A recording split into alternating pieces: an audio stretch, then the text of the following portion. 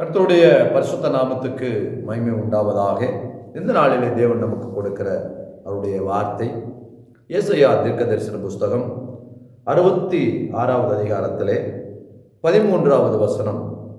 ஒருவனை அவன் தாய் தேற்றுவது போல் நான் உங்களை தேற்றுவேன் என்று கர்த்தர் சொல்லுகிறார்.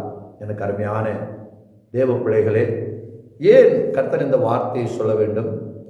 இன்றைக்கு எத்தனையோ தாய்மார்கள் நம்மை நன்றாக தேற்றுகிறவர்கள், நமக்காக ஜீவனை கூட கொடுப்பதற்கு ஆயத்தமாக இருக்கிற தாய்மார்கள் இருந்தார்கள்.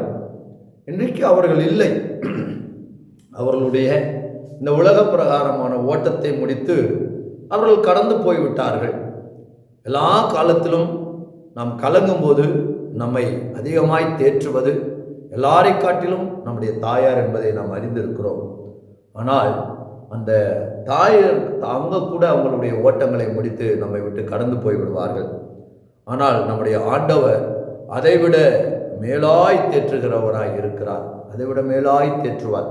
நாளை இன்றைக்கு என்னுடைய வாழ்க்கையிலே தேற்றுதலுக்கு ஆள் இல்லையே, நான் தேற்றப்பட யாருமே, என்னை தேற்றுவதற்கு யாருமே இல்லை என்று கவலைப்பட்டு கொண்டிருக்கிறீர்களா?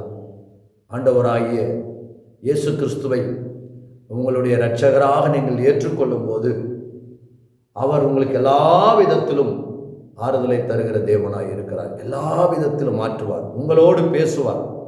உங்களுடைய எல்லா வேதனைகளுக்கும் தாயை விட மேலாக தேறுதலை தருவார். அந்த தேறுதல் உங்களை எல்லா விதத்திலும் அது உங்களுக்கு ஆறுதலாகவும் தேறுதலாக இருக்கும்.